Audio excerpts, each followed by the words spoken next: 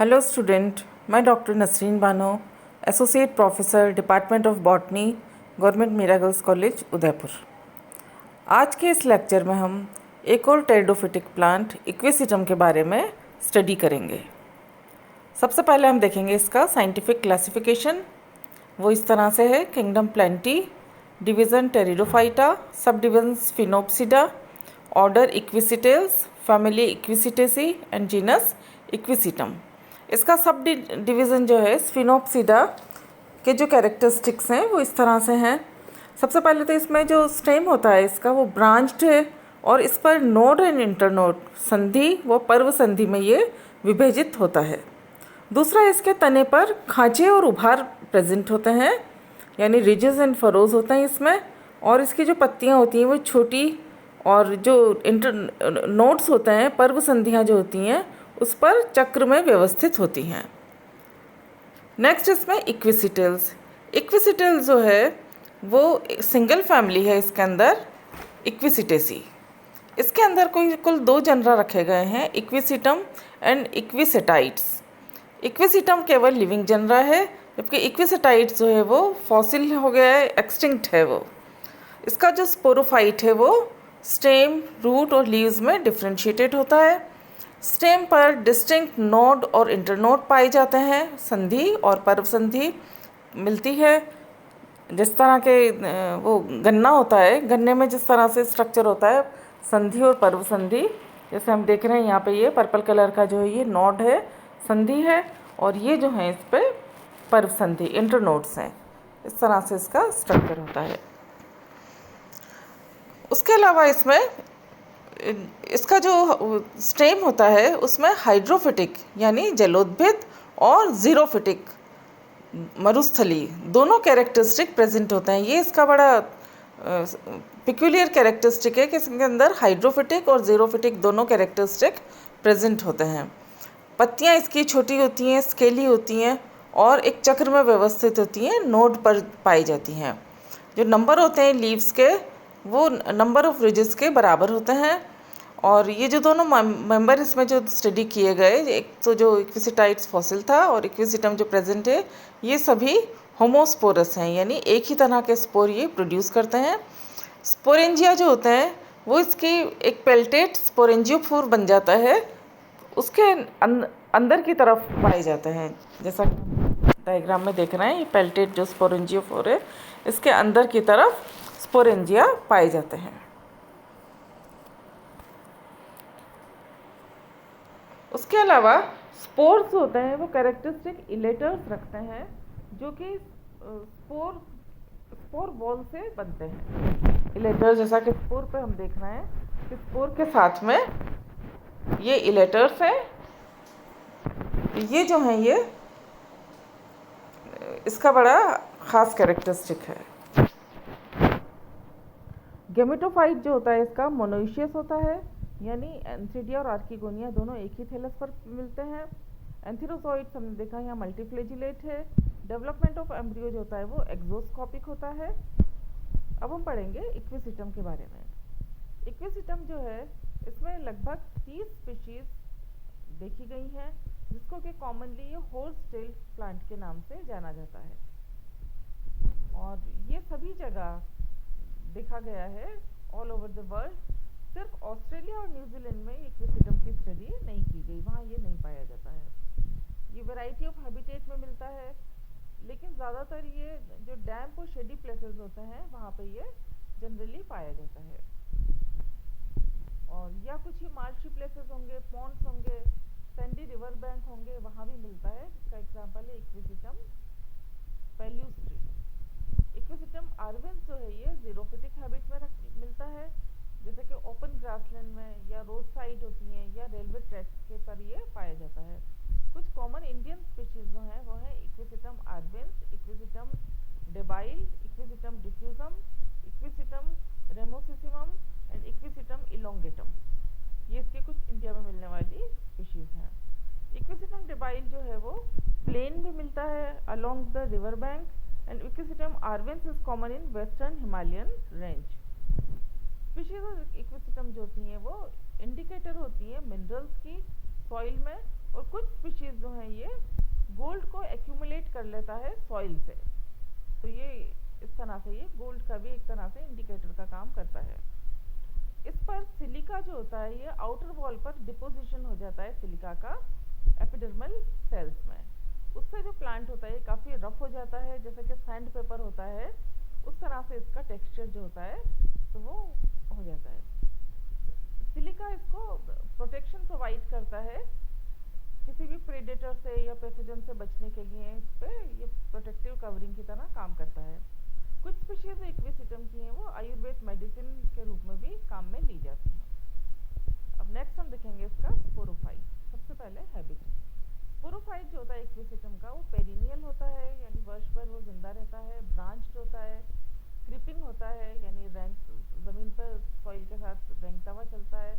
Underground rhizome मिलता है इसका, which gives annual erect aerial branches. जो क्रीपिंग राइजोम होता है जो कि सॉइल के अंदर अंडरग्राउंड होता है उस पर क्रीपिंग इरेक्ट ब्रांचेस निकलती हैं। जो इरेक्ट ब्रांचेस होती हैं वो हर्बेशियस होती हैं और वो ज़्यादातर 10 से 60 सेंटीमीटर तक की हाइट में बढ़ती हैं। कुछ स्पीशीज़ में इनकी हाइट जो होती है वो 2 से 3 मीटर की भी होती है।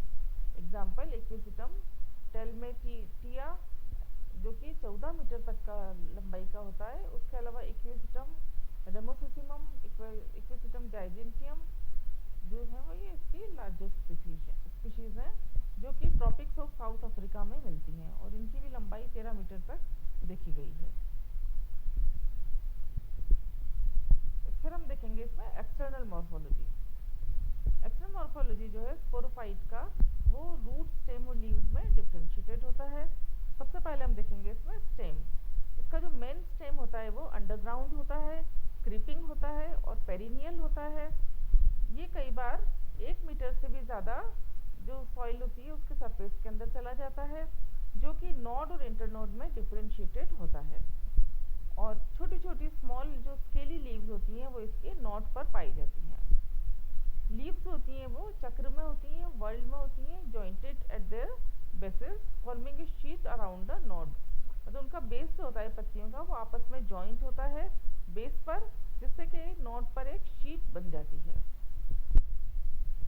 A branch bud is formed alternate to each scale leaf at the node and these bud develop into erect aerial branches. कुछ नोड पे से इसके इरेक्ट एरियल ब्रांचेस निकलती हैं जो कि सॉइल के ऊपर की तरफ आ जाती हैं। कुछ स्पीशीज जैसे इक्विसिटम आर्वेंस, इक्विसिटम टिमेंटिया, कुछ ब्रांचेस जो होती हैं बड की वो क्या करती हैं एरियल ब्रांचेस की जगह बड प्रोड्यूस कर देती हैं और स्मॉल सबटेरेनियन ट्यूबर्स भी बना लेती हैं। ये ट्यूबर्स होते हैं, ये पेरिनेटिंग ऑर्गन होते हैं जो कि प्लांट को जो फेवरेबल कंडीशन आती है उसमें वापस से ग्रो करवा देता है। राइजोम जो होता है ये 2 तरह की एरियल ब्रांचेस रखता है, वेजिटेटिव शूट और फर्टाइल शूट, या इसको कई बार स्टेराइल एंड फर्टाइल शूट के नाम से भी जाना जाता है। Both are differentiated into nodes and internodes. Nodes और इंटरनोड्स दोनों पर होते हैं, चाहे वो फर्टाइल हो या वो स्टेराइल हो। वेजिटेटिव शूट जो होती है स्टेराइल शूट होती है, यूजुअली ब्रांच्ड होती है। इक्विसिटम हाइमेटिवम अनब्रांच्ड होती है लेकिन जनरली ये ब्रांच होती है, ग्रीन और फोटोसिंथेटिक होती है। फर्टाइल शूट जो होती है वो अनब्रांच्ड होती है, एक क्लोरोफिलस होती है एंड ईच टर्मिनेट इनटू ए कोन और स्ट्रोबिलस। यानी फर्टाइल शूट जिस पे कोन मिलता है वो अनब्रांच्ड होती है, एक क्लोरोफिलस यानी वो ब्राउन कलर की होती है, फोटोसिंथेसिस वो नहीं करती है। कुछ फर्टाइल ब्रांचेस शूट्स होती हैं वो ब्रांच्ड भी होती हैं, ग्रीन और फोटोसिंथेटिक हो जाती हैं after the dehiscence of strobili. जब स्ट्रोबिलाई का डेहिसेंस हो जाएगा फिर वो ग्रीन हो जाती हैं। और जनरली जब ये फर्टाइल ब्रांचेस जब ब्राउन होती हैं, एक क्लोरोफिलस होती हैं, तो वो जब कोन आता है और वो जब डेहिसेंस होता है उसके साथ ही वो ख़त्म हो जाती हैं। और कुछ स्पीशीज़ जो हैं डेबाइल, इक्विसिटम डेबाइल, इक्विसिटम डिफ्यूजम, इनमें डिस्टिंक्शन नहीं होता है स्टेराइल फर्टाइल ब्रांचेस में। सभी एरियल शूट जो होती हैं वो स्ट्रोबिलस रख सकती हैं। हर नोड पर वेजिटेटिव शूट पाई जाती हैं। इनका नंबर जो होता है वो number of leaves eight there node, मतलब जो लीव्स का नंबर है वही इन ब्रांचेस का नंबर होगा। अब ये ब्रांचेस भी 2 तरह की होती हैं, ब्रांचेस ऑफ अनलिमिटेड ग्रोथ और branches of limited growth. Unlimited growth जो कि फर्दर ब्रांच हो जाती है और नोड्स और इंटरनोड में डिफ्रेंशिएटेड होती हैं। लिमिटेड ग्रोथ की जो होती है वो भी डिफ्रेंशिएटेड होती है नोड इंटरनोड में, like vegetative shoot, but remain unbranched रहती हैं वो।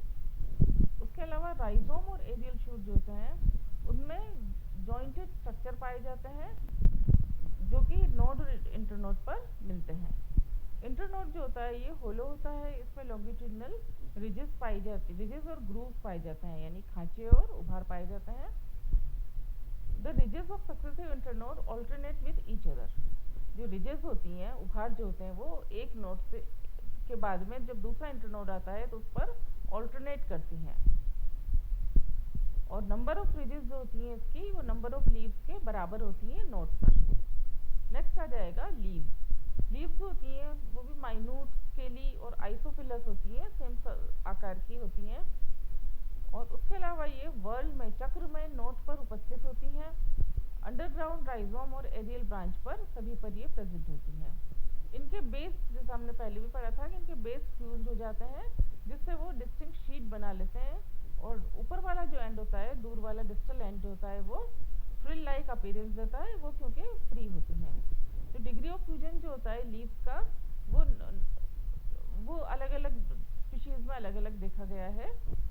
कुछ जो स्पीशीज होती हैं जिनका स्टेम नेरो होता है, यूजुअली हैव फ्यू लीव्स, जैसे इक्विजिटम, स्क्रोइस, और इसके अंदर थिक स्टेम होता है और मैनी लीव्स होती हैं जो कि कुछ माइक्रोन से लेके 40 तक पाई जाती हैं हर नोड पर। लीव्स होती हैं इक्विजिटम की, वो नॉन फोटोसिंथेटिक है और इनका मेन फंक्शन जो होता है वो प्रोटेक्शन का होता है ब्रांच बट को नोड पर, क्योंकि फोटोसिंथेसिस काम जो है इसमें स्टेम के द्वारा होता है। अब नेक्स्ट है इंटरनल स्ट्रक्चर। सबसे पहले एरियल शूट का। एरियल शूट का जो स्ट्रक्चर होता है वो भी नोड और इंटरनोड पर थोड़ा बहुत डिफरेंस मिलता है।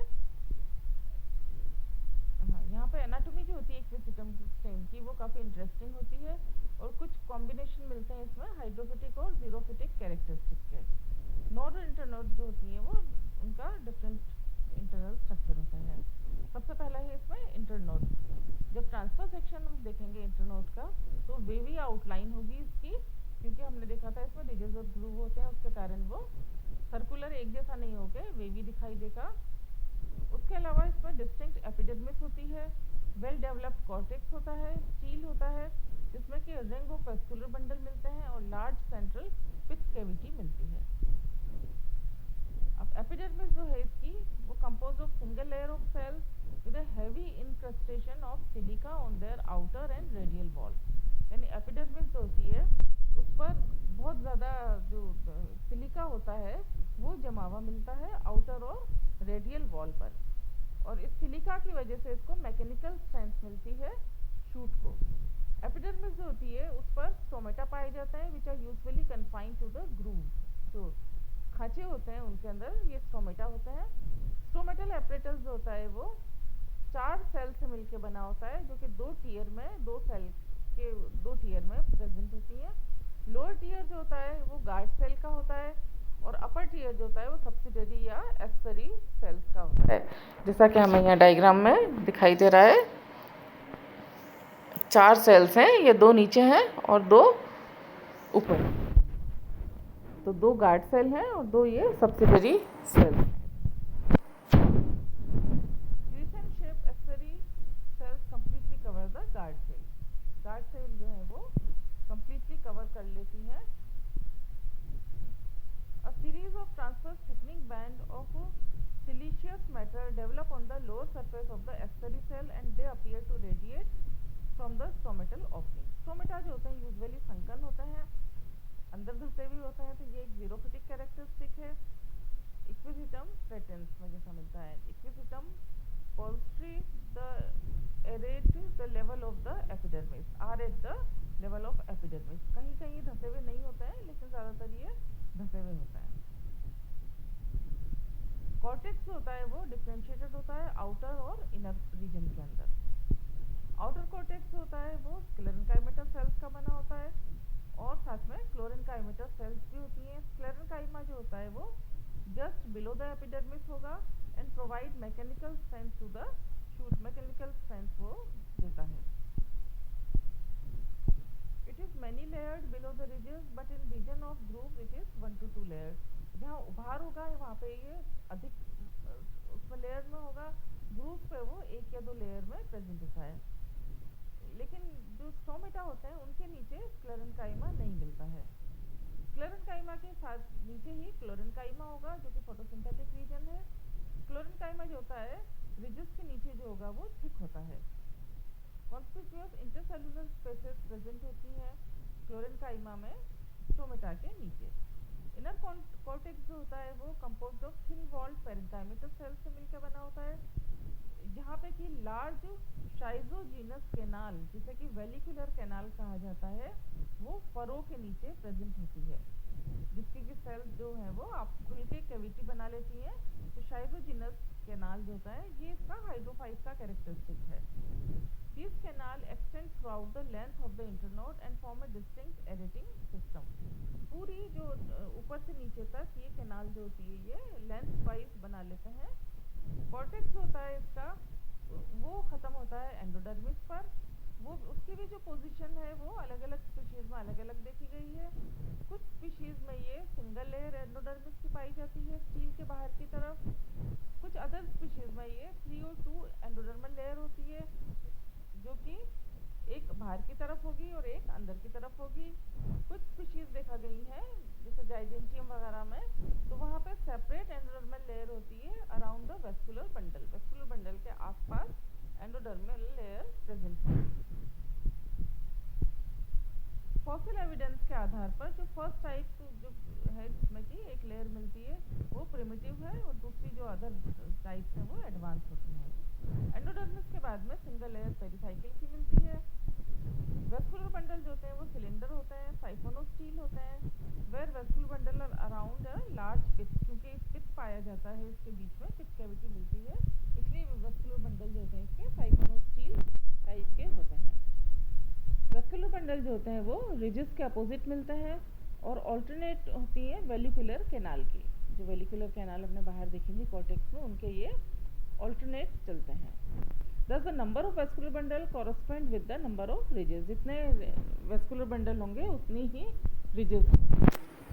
वेस्कुलर बंडल जो होते हैं वो कॉन्जॉइंट, कोलेट्रल एंड एंडार्क होते हैं, यानी फ्लोएम बाहर की तरफ होता है, जाइलम अंदर की तरफ होता है और एंडार्क प्रोटोजाइलम जो होता है वो अंदर की तरफ पाया जाता है। जाइलम बंडल जो होते हैं वो 2 लेटरल मीडियन ग्रुप ट्रैकीट के द्वारा देखे गए हैं। जो यंग वेस्कुलर बंडल होते हैं उसमें प्रोटोजाइलम जो होता है वो सिर्फ ट्रैकीट के द्वारा देखा गया है, जिसमें कि एनुलर और स्पाइरल थिकनिंग मिलती हैं। मैच्योर बंडल जो होते हैं उसमें प्रोटोजाइलम जो होता है वो डिसइंटीग्रेट हो जाता है और वो भी एक कैनाल बना लेता है जिसे कि कैराइनल कैनाल कहते हैं। तो एक कॉर्टेक्स में थी इसके वेलिकुलर कैनाल और दूसरी है प्रोटोजाइलम के डिसॉल्व होने से बनी हुई carinal canal.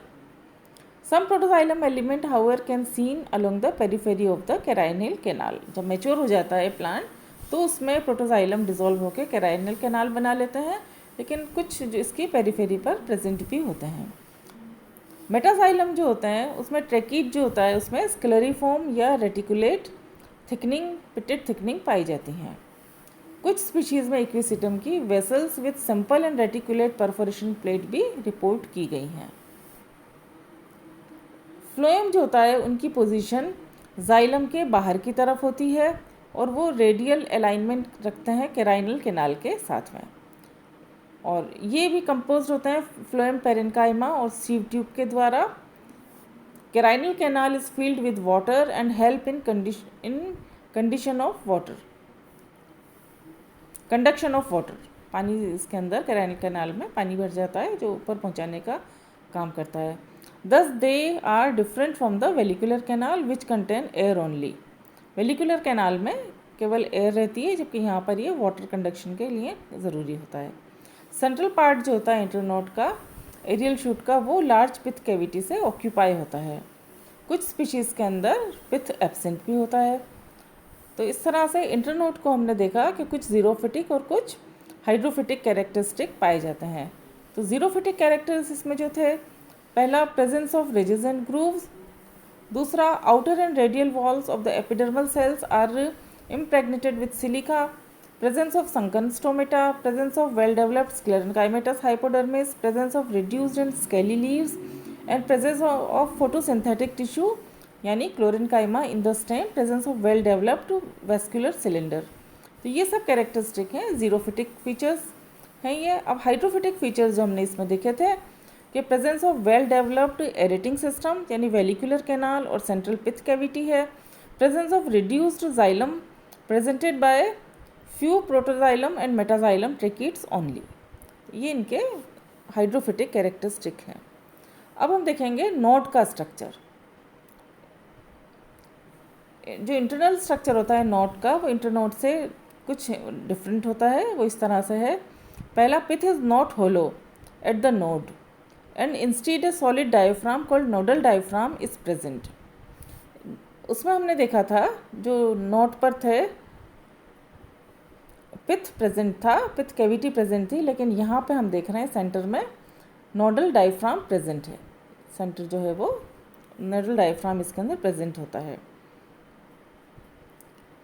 Vascular canal are usually not present at the node. Vascular canal भी इनके अंदर नहीं मिलती है। Vascular bundle fuse together and form a vascular cylinder around the nodal diaphragm.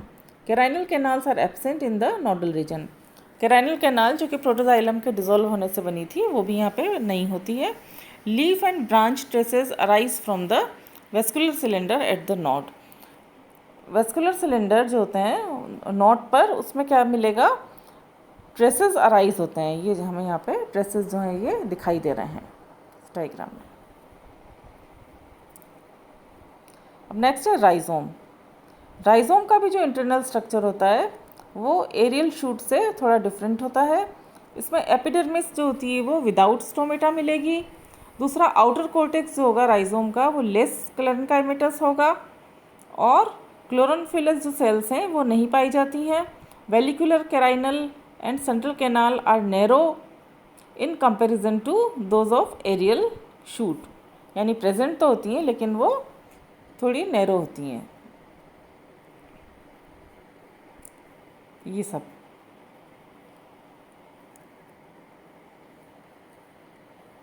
उसके बाद हम देखेंगे रूट। जो रूट का ट्रांसफर सेक्शन होगा उसमें एपिब्लेमा, कॉर्टेक्स और स्टील में डिवाइडेड है। 3 पार्ट हैं उसके भी, epiblema, outermost, cortex and stele. Single layered epiblema form the outermost protective covering of the root. Some cells of epiblema elongated to the root hair. रूट हेयर में unicellular root hair इसमें present होते हैं। कुछ sales होती हैं उसकी, उन पर ये पाए जाते हैं। कुछ सेल जो होती हैं एपिब्लेमा की वो इलोंगेट हो जाती हैं रूट हेयर में, जो भी हमने देखा। एपिब्लेमा जो होता है उसके बाद में कॉर्टेक्स पाया जाता है, यूजुअली डिफ्रेंशिएट इनटू आउटर स्क्लेरेंकाइमेटस और जो कि एक्सोडर्मिस कहलाता है। और उसके बाद में जो होगा, यहाँ पे हम देख रहे हैं डायग्राम के अंदर, सबसे पहले ये हमें आउटर एपिब्लेमा दिख रही है, उसके बाद में कॉर्टेक्स जो है ये स्क्लेरेंकाइमेटस और इसके बाद में ये पेरेन्काइमेटस, 2 में डिफ्रेंशिएटेड होता है। उसके अलावा इसके अंदर एंडोडर्मिस होती है वो भी 2 लेयर्ड मिलती है। एंडोडर्मल लेयर्स होती है वो larger and have Casparian band, but those of inner endodermis are smaller and without Casparian band. बाहर वाली के अंदर कैस्पेरियन बैंड मिलेगा, लेकिन अंदर वाली लेयर के अंदर, अंदर वाली एंडोडर्मिस के अंदर कैस्पेरियन बैंड नहीं होता है। पेरिसाइकिल एब्सेंट होती है और लेटरल रूट जो होती हैं वो इनर एंडोडर्मिस से निकलती हैं, यानी इनर एंडोडर्मिस जो होती है तो वो उनसे लेटरल रूट्स निकलती हैं, वो पेरिसाइकिल का काम करती हैं। प्रोटोस्टील प्रेजेंट होता है इसके अंदर, सेंटर ऑफ द रूट के अंदर, विद डायआर्क और टेट्रार्क जाइलम, जैसा कि हमें डायग्राम में दिख रहा है। स्टील जो है ये प्रोटोस्टील है क्योंकि पिथ नहीं है यहाँ पर, और कंडीशन जो होती है रूट की उसमें डायआर्क से टेट्रार्क जाइलम तक प्रेजेंट होता है। Number of xylem strand usually increases with the diameter of the root. जब डायमीटर बढ़ता है तो जाइलम स्ट्रैंड जो होते हैं वो भी उनके नंबर भी बढ़ते हैं। Large metaxylem tracheid is present in the centre of the stele and the protoxylem strand lie around it. बीच में मेटाजाइलम होगा और जो प्रोटोजाइलम होगा वो उसके बाहर की तरफ होगा। Phloem is present in between the protoxylem, protoxylem के बीच में फ्लोएम प्रेजेंट होगा। अब नेक्स्ट है इसमें apical growth. Rhizome and aerial shoot of equisetum have a broad pyramidal apical cell with 3 cutting faces. It cuts cells on 3 lateral sides successively. इनकी जो बड़े आकार की 3 कटिंग फेजेस वाली पिरामिडल एपिकल सेल होती है वो अपने लेटरल साइड से जो सेल्स हैं वो कट करती है। Each derivative of the apical cell divides anticlinally forming upper and lower daughter cell. The upper daughter cell forms the nodal region while the lower give rise to internodal region of the stem. ऊपर वाली जो daughter cell होगी वो nodal region बनाएगी, lower cell जो होगी वो internodal region बनाएगी स्टेम का। The initial of the lateral branch develop from the cells of the nodal region, और जो लेटरल ब्रांच के इनिशियल होते हैं वो भी नोडल रीजन पर ही अराइज होते हैं। तो ये अभी हमने स्ट्रक्चर के बारे में पढ़ा। नेक्स्ट लेक्चर के अंदर हम रिप्रोडक्शन के बारे में पढ़ेंगे।